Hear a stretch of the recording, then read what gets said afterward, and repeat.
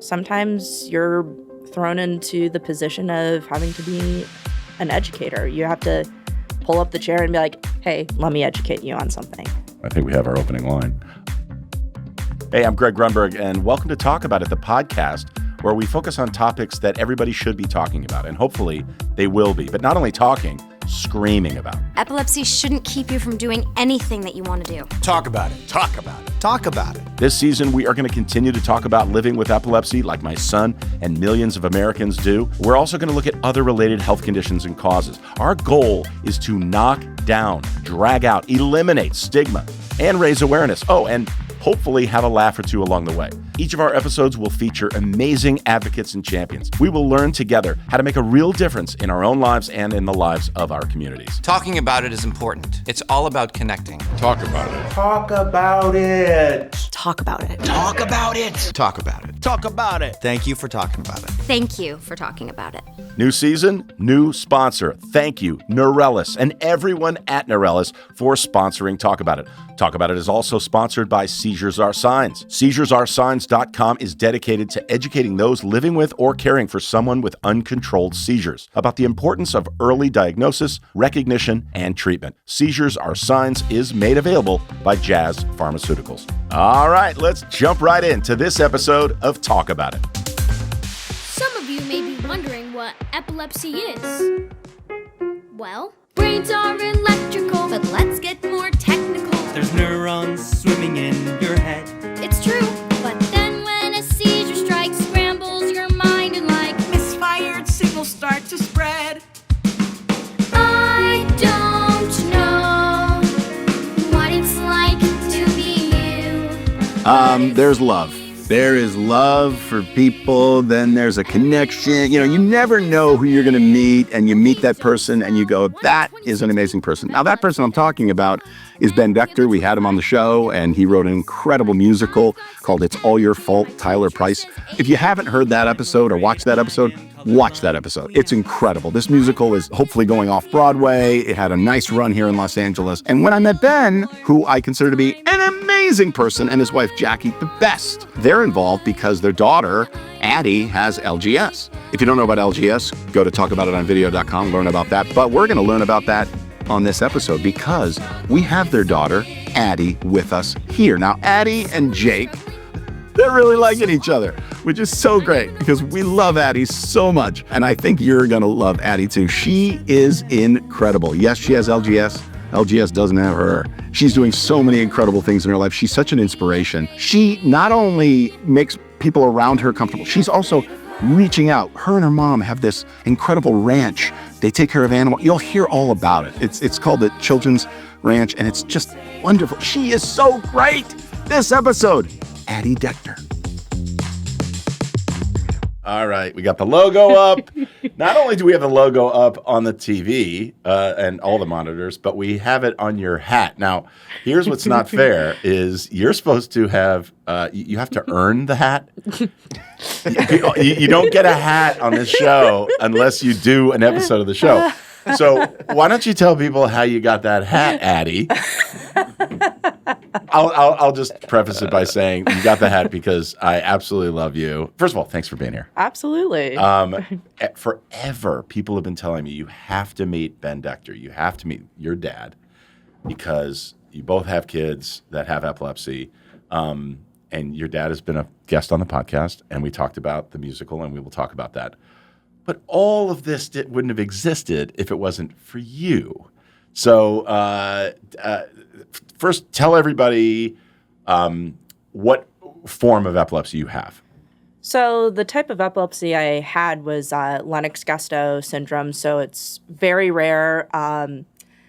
And for me, for my family, it was, I would have clusters of 100 seizures every day. So, and that was when you were? I was 17 months old when I was diagnosed. Lennox-Gastaut, LGS, which we've done a bunch of videos on and we've talked about.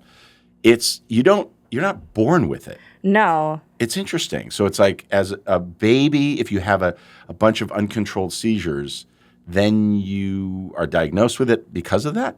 Well, it was weird because nobody knows why I was diagnosed with it. Nobody in my family had any history of epilepsy or seizures. Right. And yeah, it's weird. So It's interesting because there are so many different rare forms of epilepsy. that is true. And there's such a spectrum with each one of these, luckily you and Jake both controlled and doing well, and you take your medicine, but you do so many amazing things, and I'm sorry, it's going to be hard for you to sit here for this episode and just accept this praise, but I've told Nick all about everything, and Nick knows, obviously. But you and Jake are hanging out, our families are hanging out. But take me through your journey, and then along the way, we'll discover all these amazing things that you're doing with your life. So you're an infant and you start having seizures. Yes. And then when did it start getting under control? So I would say it started getting more so under control when I was probably about 9. And were you your family always really open about talking about it with people, or was it tough at the beginning? It was really hard in the beginning because, I mean, with any set of parents, when their child gets a diagnosis of, epilepsy, for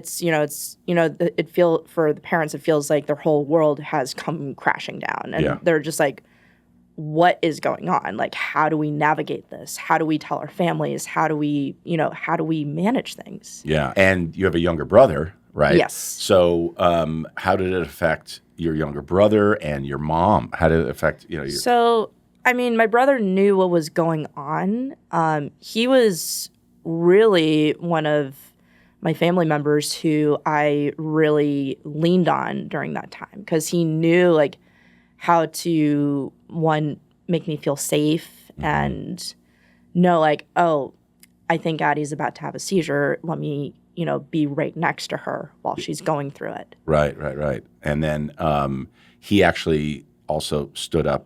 He did. To a bully at He school. Did. Whoa. Actually, it wasn't at school. It was actually at our childhood home. It was actually one of his friends. So one of his friends, and what that his name wasn't Tyler Price. No. Right. So that's a fake name. Yes, but I mean, I won't actually say his friend's name. But, Yeah. but, Name names. Come on. Exactly. He deserves it. That's what this is for. Talk about it. But this kid, he had like his weird impulses, and he thought it would be funny to fake a seizure, and my brother was just like, absolutely not. My brother didn't punch this kid. Yeah. Mind you. Right. He just told this kid to flat out, get out of my house. Wow. Mind you, my brother was like 9, 10 years old at the time. Oh, Leo, let's go. And I love it. I think the unique part of that true story is that this boy 3 days later came back over to my home, and he said, like, Leo, I just wanted to come over and apologize. Can you forgive me? And my brother just said, like, look, there's this old saying in, like, Judaism where, you are allowed to not forgive somebody. And so, therefore, I don't forgive you. Wow. I don't accept your apology. I love that. Love that. There are certain things that are just, there are lines that you just don't cross. And by the way, that kid learned a lesson from that. I'm sure he's a wonderful person today. I mean, but it's like we all learn, and it's through ignorance and through not being educated. Exactly. Where you just don't realize, okay, I'm just going to, and by the way, kids are kids. I mean, what do you? It is true. And sometimes you're thrown into the position of having to be an educator. You have to pull up the chair and be like, hey, pull up a seat. Let me educate you on something. I think we have our opening line. So that was an experience. Do you remember being bullied a lot? Because I don't think, right? You didn't, because Jake was, I asked Jake about this, and he's like, nah. So maybe it was going on behind his back and he didn't realize it, but, in school? It's weird because, like, I was bullied mostly in high school, and it was mostly by the girls.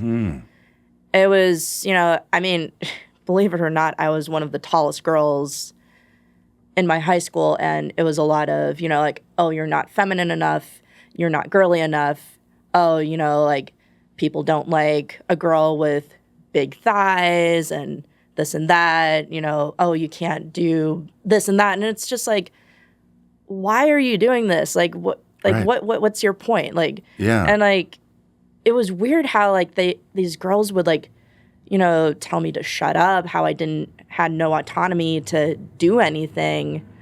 And it's insecurities. It's crazy. It's insane. But it's their own insecurities. Exactly. I mean, that's what it is. It's like, that's what it comes. It's hard to see that when you're a child, and it's hard to even hear it back then. But, if your parents were like, don't worry about that, it's because they're insecure about who they are. It makes them feel better when they're in that position of like telling somebody else that they're better than them, or you have problems. Right. It's so frustrating when I hear that. It's so hard. And then, hopefully they learn from that. And if they are listening to this right now, they're going to be like, oh, I feel so bad about that. I mean, really? And it's like, it's true. It is. It's so true. Yeah.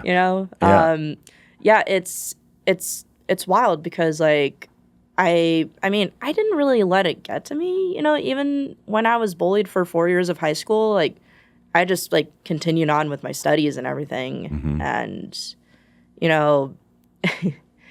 but it's just wild how like kids and teens can just be the worst. Yeah, they can be really, really cruel. I mean, it's so true. So your dad was in here and with Kristen, and they were talking about the musical, which it's so good. It's All Your Fault, Tyler Price. It's a musical that your dad wrote, Kristen producing together, and the songs are so great. I know he talked about how for a long time it was hard for him to really have conversations with himself, your mom and dad together, like having these conversations and with others and really talk about it. This has been his way of really getting the story out and talking about it in a meaningful way and really influencing other people. What was it like for you when you first heard, wait, you wrote a musical about me? These are songs about my life? Like, because I think it's just so amazing. But was it a seamless? Were you happy about that at first? I mean, even during the early times of the musical, I wasn't really aware of it because, like, it was kind of like I had just, got, grounded my footing, after becoming seizure free, and it wasn't really up until recently where it like dawned on me. I'm like, my dad really wrote this about my story. What? This is insane. Like, exactly. Hey, Dad, do I get a residge? I mean, is there some money coming my way? What's in up? the family, in the deal. Exactly, in the family, in the deal. No secrets in this family. Coming up on Talk About It. You have no idea what type of impact you'll make on somebody. It's like someone could be talking to someone and just say, hey, I want to be just as strong as she is or just as strong as he is, Yeah. I'm really empowering somebody. Yeah. All right, so Addie's talking about LGS. She's talking about her life and everything. I just wanted to get people out there. If you have LGS, you need to go to lgsfoundation.org. You have to go to that website. There's so much to learn on that website about LGS, the resources, and it's an incredible foundation. They also have a walk on April 26th that you need to know about. So go to lgsfoundation.org if you haven't already and learn more. Hi, everybody. We're really excited this year to be hosting our 10th annual LGS Walk and Wheel for LGS Research. It's a momentous occasion. It's 10 years, and we've been on this journey for a long time. And it's just really important for us to take a moment to pause and reflect on how far we have come as a community. Every step that we've taken in this walk, every milestone that we've reached, and every person who's joined us along the way, it all adds up to something absolutely extraordinary. From our very first event up until now, all of the moments from all of our walks define our progress. Every picture that you see doesn't just represent a day of family fun, but it's a moment of hope and determination and unity of our community. We've made tremendous strides, and each year our community is getting bigger and we are growing stronger. And we're not going to stop there. This year, we're stepping forward for something even greater.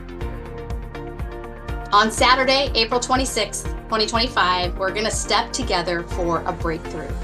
This year is pivotal because we have a chance to unite leading experts from all over the world who treat patients with Lennox-Gastaut syndrome to create formal recommendations on how to manage and treat this disease. And this work, this expert panel and the publication and the work that will come out of it are going to set the standard for care in Lennox-Gastaut syndrome. And this is a monumental step that we are going to bring forward in shaping the future of LGS management, LGS diagnosis, LGS treatment.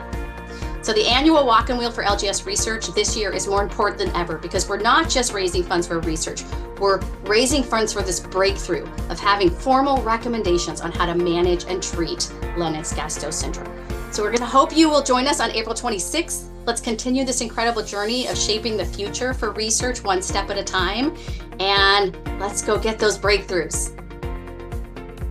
But I wanted to talk for a second about the Snail song. Her dad wrote a musical. It's All Your Fault, Tyler Price. Well, in that musical, the lead girl, it's all about Addie. I mean, can you imagine you have epilepsy and your dad writes a musical about you? Thanks, Dad. The Snail song. You heard the Snail song. We played it a couple episodes ago when her dad was on the show, but it's so good. I want to hear it again. Play it again, please, Nick. Nick. Eyes open wide, I love watching them shine. Her lightness of spirit, I wish it were mine. Out in the open, so trouble-free. What I wouldn't give for that to be me. I think snails deserve a song. Guess I was wrong. Sing it strong. Snails deserve a song. Snails deserve a song. Snails deserve a song. Snails deserve a song. Snails deserve a song. Snails deserve a song. Snails deserve a song. Snails deserve a song. Snails deserve a Snails song. deserve a song. Guess it's true. Snails deserve a song. So do you. Snails deserve a song. So do you. Dad, can I get a tarantula? Thank you, Nick. All right, let's get back to the interview. I love all the songs, but that song in particular, the Snail song, that's a true story, right? It's a true story. So I really have no idea where my obsession for snails as a child came about, but I love snails so much. Whenever I'd go to the park, the rec center, I would literally go into like the bushes behind the walls and just find snails. That is so great. So kids, if you're watching this, if you have an obsession with, lizards or snails or turtles or whatever, be careful because your dad is going to profit from that. Your dad's going to write a musical about it. It's really good. It's amazing. It's so good. It's like the music is phenomenal, and by the way, the musicians are phenomenal. Can we talk about one musician in particular? Leo, your brother, is in the band. He is, and he was just incredible. I mean, I love how you guys. What does he play? He plays guitar. Mm-hmm. He's a really good musician. And by the way, the band was fantastic, super tight. The songs were great. The soundtrack is available, so you can listen to it, right? And go on iTunes or wherever you get music. Mm-hmm. It's All Your Fault, Tyler Price. And there's specific songs that are amazing. They're about taking your medication and things like that. Yeah.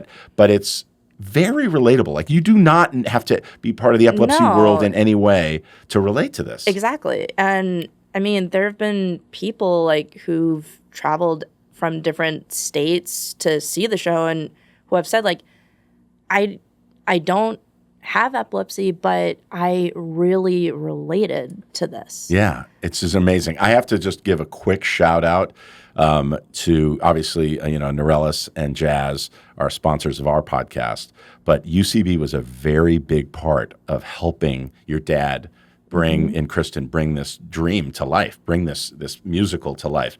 And it did so well. I don't want to give any secrets away, but I know they're hoping they're in New York. They're going to do something in New York, hopefully an off-Broadway version of, and so get ready, because eventually it's going to be like, wait a minute, this is about you. Can we actually have your daughter? Have you done any press for it? Have you done other interviews about it? There was a UCB event in San Diego about earlier this month, and me and my family got to speak on the panel. Hey! So, but it was really cool. You do any of the, shut up, Dad, I got this.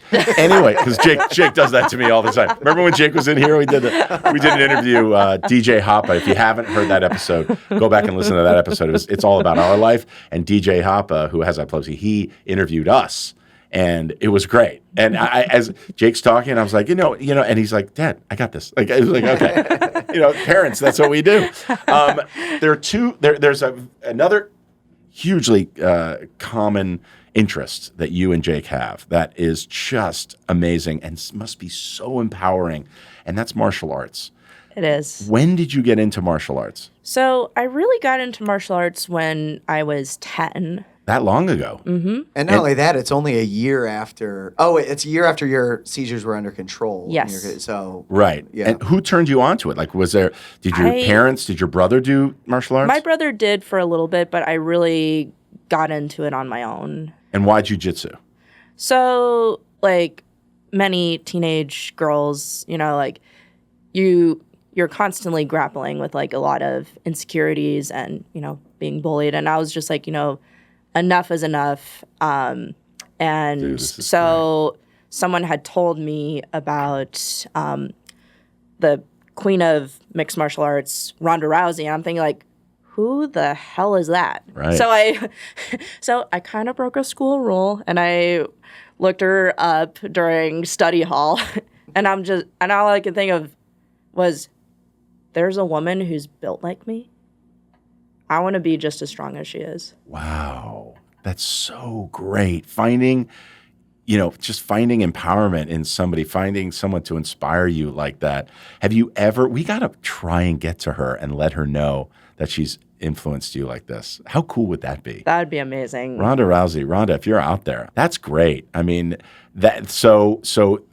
when you saw that, were you like, okay, I want to check this out. I want to see what's going on. But that's mixed martial arts. Yes. And so how did you pick, jiu-jitsu? I'd been doing mixed martial arts for 2 years. And I'd kind of been toying with the idea of like, okay, maybe I'll do a few amateur MMA fights. But I was like, well, what division do I do? So I asked my head coach at the time, I was like, which division do you think I'd be best at? He's like, Addie, I think you'd be a really solid flyweight. And I'm thinking like, what division's that? He's like 125. And I'm thinking like, no way, man. I am not doing that.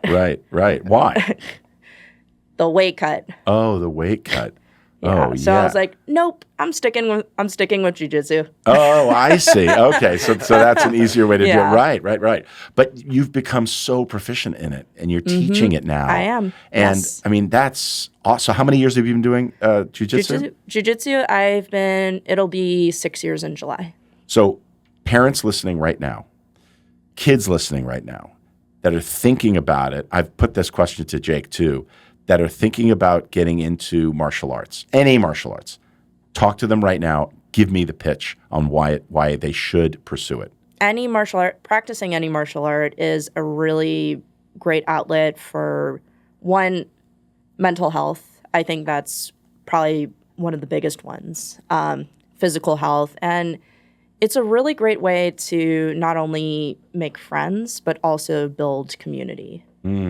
And just have fun. I think, as kids, we're encouraged to play, have fun, but as we mature and become adults, I think we forget about that concept. Yeah. It's interesting, too, that, and you don't know this if you're not in the martial arts world, but Jake gravitated towards it. He was 5, I think, when he started, and we're in the class, and first of all, I'm looking at the people that are black belts, and I'm like, there's no way he's going to do that. I mean, there's just so much to know. There's not a chance, because there was a testing, I think, a couple classes later, and so we experienced that. I'm like, my little guy's going to know this, and he hadn't started having seizures yet, so we didn't know the diagnosis, but still. You just had high hopes. Yeah, exactly. Me being the positive parent, I'm like, my kid can't do that. No way. What are we doing? Let's go. Come on, let's go to the mall. But seeing that, and then now he's a second-degree black belt and you are like teaching, and you're a black belt or a brown belt? I'm a 3rd degree women's brown belt. I mean, are you kidding me? So first of all, like, that's incredible. And I just, that journey, like, did you, and it never ends, right? I mean, you're going to do this forever. So the thing that I was talking about that you don't really know until you're in the class or you see it, even at 5, and the little kids that you teach, you've actually told me that one of the kids said to you, you know, I want to be just like Coach Addie. I mean, that's, what a great thing to hear, right? It really is. It's like it's like people talk about it all the time. You know, it's like you have no idea what type of impact you'll make on somebody. You know, it's like you could be going to the gym, whether you do martial arts or not, and someone could, you know, come, you know, be talking to someone and just say, hey, you know, I want to be just as strong as she is, or just as strong as he is, you know? Yeah. And, you know, it makes you think, like, I'm really empowering somebody. Yeah. You know? And at a young age like that, it's just that positive. And by the way, that little girl who you impacted is not going to bully someone else because she has the confidence in herself to know that I am who I am. I don't have to bully others. Exactly. Not even the mantra of don't, you know, use jiu-jitsu for good, don't use it for bad and all that. I'm talking about just the confidence. Of course. Because in the class, right away, it's an individual sport, yet you have the support of an entire class. Exactly. And Jake would do something, and the entire class would be like, hey, way to go, buddy, or you got this, or don't worry about it. And there's always somebody there to not necessarily catch you if you fall, but catch you if you fall, you know? Right. And it's like, I mean, I think it was just a few days ago, I was sparring with a bunch of my teammates, and I caught somebody in one of the jiu-jitsu sweeps that I'd been working on. I'm like, this actually works. And my head coach was like, hey, way to go. Right. That was awesome. Right. That's awesome. Did you have any concerns about doing it's ground grappling, it's chokes, and did you have any concerns about your, you know, like you said, you started a year after your seizures were under control. Did you worry about that affecting your seizure conditions? Honestly, not really, because, like, I mean, I really started jiu-jitsu when I was in my early 20s. I had done a different martial art when I was 10. Okay. Yeah. But it's still martial art. Yeah. It's still, yeah. you know. But still, like, I was always the kid that, you know, was tough as nails and just always very positive. Like, nothing really could, you know, get me down. I love that. Coming up on Talk About It. We really offer, like, a very therapeutic approach. So, like, being at the ranch is the happiest times of their lives. It's great. And I never thought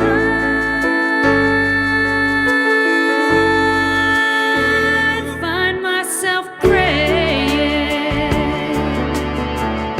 So, to add to the long list of things that we absolutely love about Addie, she's into martial arts, jiu-jitsu specifically, and she's incredible, right? Jake, this is what they have in common in a huge way. It's really important that if there's a passion that you have for sports and you feel like you're limited and you can't do it in some way, you're wrong. I'm sorry, you can, but you need to talk about it. It's important that those around you, the coaches, the people in your class, everybody that is involved on your team, your teammates, other parents, just have an open dialogue. Hey, my child has epilepsy, or hey, I have epilepsy. I might not be able to, you know, drink that beer on second base when we play softball tonight. You know, whatever it is. So just let people know what to do in case you have a seizure. Again, talk about it. But sports is so good for you. It's good for your body. It's good for your mind.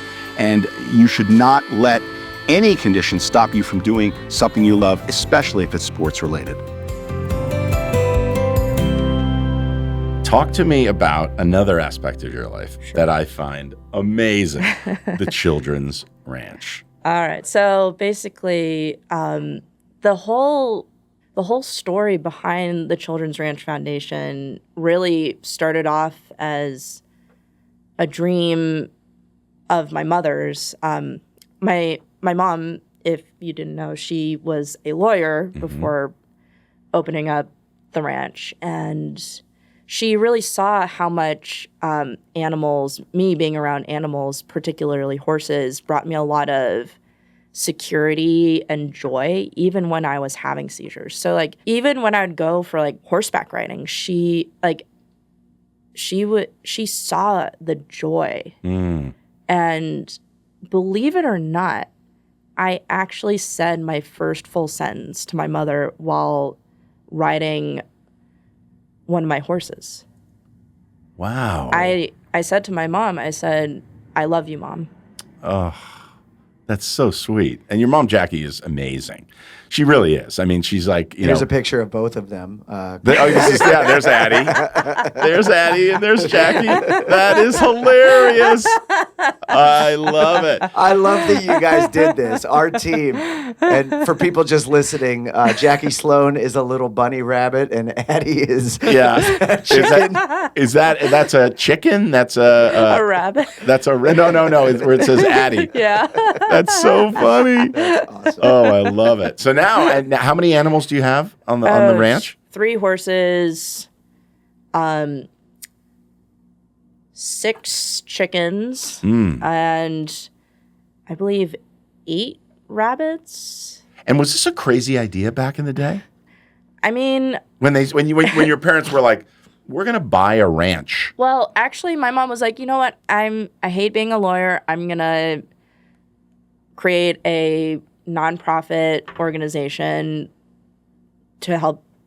What was mostly kids at the time, and I kid you not, my dad was like, "This is the craziest idea. Like, what are you doing?" Like, but my grandpa, my mom's parents were like, "Okay, we're buying it." Wow, that's so great. And now, all these years later, it's not for you.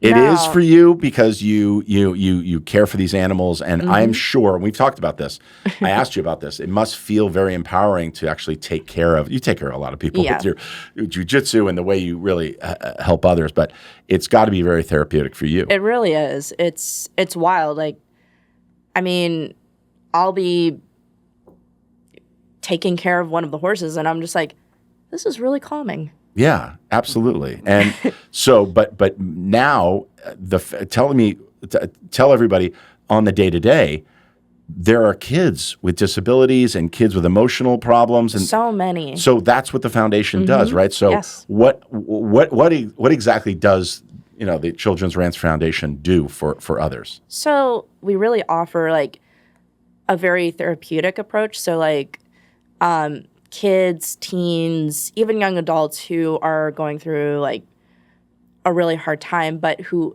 love animals, they'll come, maybe once a week, twice a week, twice a month to come take care of these animals. So like the horses are retired, so there's no horseback riding. But like these kids being at the ranch is most of the time for these kids and these individuals the happiest times of their lives. It's great. It's great. I mean, if you're listening to this, I want to encourage you to find your ranch, right? This is something that you were passionate about, and you turned it in with the help of your grandparents and your mom especially. Jackie Sloan, I cannot say enough about your mom, your dad. Your parents are just so great. You've taken it and now created something that not only continues to help you, but also helps so many other people. And that's what you can do. No matter how big your dream is, there's a version of it that can really help others. If you love art, maybe you can continue to make that little thing and sell it, give it away, encourage others, teach others how to do it through social media. You don't have to buy a ranch. No. You don't have to have a location. Exactly. And so now retired horses still poop though, correct? A lot. Okay. A lot. All right. I'm just checking. I'm mucking stalls at least 3 times a day. Mucking stalls. That's the term? Yeah. mucking. So we have eggs at our house. A friend of ours has chickens out where we live, and she gave me a beautiful little thing of eggs, right? And Addie was looking at the eggs, and she's like, "Oh, this is from a Marmaduke, and this is I don't know what the names of the chickens are, but you were looking at the chicken eggs, going, oh, this is a this, and this is a that, and this is a that, and I'm like, this is a whole world. You were sitting there, that's an omelet. That one's right, exactly. Over easy. That's what I was. I was like meringue. Like I'm looking at it, going, no, this is delicious. Is what this is. All right, but as we're wrapping up, I just want to know. By the way, just for people listening, you could go to thechildrensranch.org. Thechildrensranch.org. So let's do a couple of these plugs for things that you Nick just pointed out the ranch, thechildrensranch.org. But where if somebody's child wants to get into martial arts, I mean, where do they start? So no matter where they live, where do they start? So first and foremost, do your homework. Look into a few martial arts schools, right? Go through, contact the owner, say like, hey, my child's interested in taking one of your classes, and, you'll go through like the free trial period. If your child really likes it, great, go ahead and sign up. Yeah. Or vice versa, if your child's really excited, but then they get there and they're like, oh, I feel a little nervous. I don't know if I feel ready. If there's one coach who can say, hey, it's okay if you don't want to get on the mats. If you just want to watch, that's okay. Yeah. So a parent out there that's listening right now and their child is apprehensive about it, what's the first thing? Don't push? Yeah. Please do not be that pushy parent. I've seen pushy parents, and I've even heard parents, say, if you don't put this uniform on, I'm going to have the coach put it on you. And I'll just look at this parent, these parents, what are you doing? You're going to make your child not even want to get on the mats. And by the way, forever. That's the first impression is the lasting impression. Exactly. So, okay, find your ranch, find your empowerment, find your fight. You've been fighting, but in a constructive way. Exactly. Which I think is just awesome. Find your grapple. Find your grapple. Mm-hmm. Yes. Grapple with your situation however you do, but help others in doing it. Exactly. You're helping others by being on the podcast. Thank you for being here. Absolutely. You're so awesome. Can we give it up for Addie, please? Addie Decter, everybody. Thank you for tuning in to this episode of Talk About It with Greg Grunberg. Sponsored by Norellis and by seizuresaresigns.com. Thank you to our special guests for joining us, and thank you to J.J. Abrams for the theme music that you're hearing right now. Talk About It is produced by Ken Lowenberg, Greg Grunberg, and Nick Marzak. Editing, directing, and incidental music by Nick Marzak. Go to talkaboutitonvideo.com to watch these episodes, and as always, don't forget to talk about it. This podcast is a production of the Talk About It Company and Motel Podcasts.